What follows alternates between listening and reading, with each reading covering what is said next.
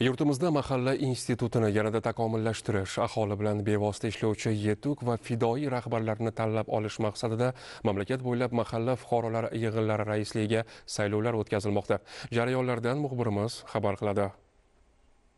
Marhamat tumanida jami 48 ta mahalla mavjud bo'lib, 5000 ga yaqin fuqaro istiqomat qilayotgan Yangi hayot mahalla fuqarolar yig'inida birinchilardan bo'lib saylov jarayonlari tashkil etildi.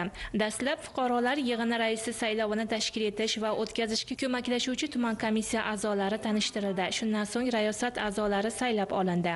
Yig'ilish kun tartibiga kiritilgan sanoq komissiyasini saylash va fuqarolar yig'inining raisini saylash to'g'risidagi masala ovozga qo'yildi.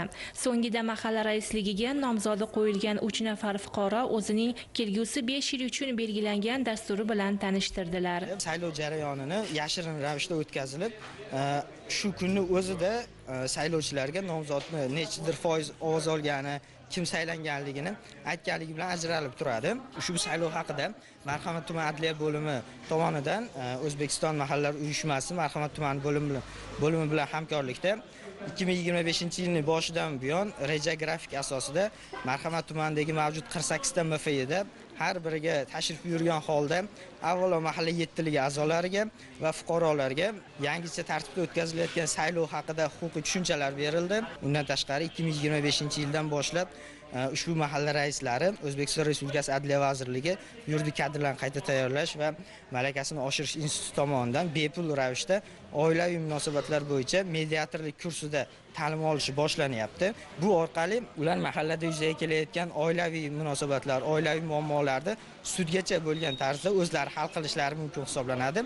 Saylovning shaffof va oshkoraligini ta'minlash, fuqarolarning erkin fikr bildirish va mustaqil tanlov huquqini amalga oshirishi bevosita nomzod haqidagi to'liq va batafsil axborotga ega bo'lishi bilan bog'liq. Jarayonda sanoq komissiyasi saylab olinganidan so'ng fuqarolarning bitta ovoz berish huquqiga ega ekanligini bildiruvchi ustuvor tamoyilni ta'minlash maqsadida saylovchining shaxsini tasdiqlovchi pasport yoki identifikatsiyalovchi karta yoxud ularning o'rnini bosadigan hujjat bilan ishtirok etishlari eslatib o'tildi. Byulletenlar sanoq komissiyasi tomonidan saylovda ishtirok etayotgan har bir fuqaroga imzo orqali berildi va yashirin ovoz berish kabinasiga yo'naltirildi.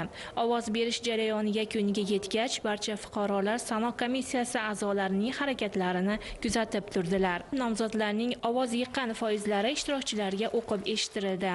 Yangi tayinlangan rais tabriklandi va rayosatga taklif etilib, fikrlari tinglandi.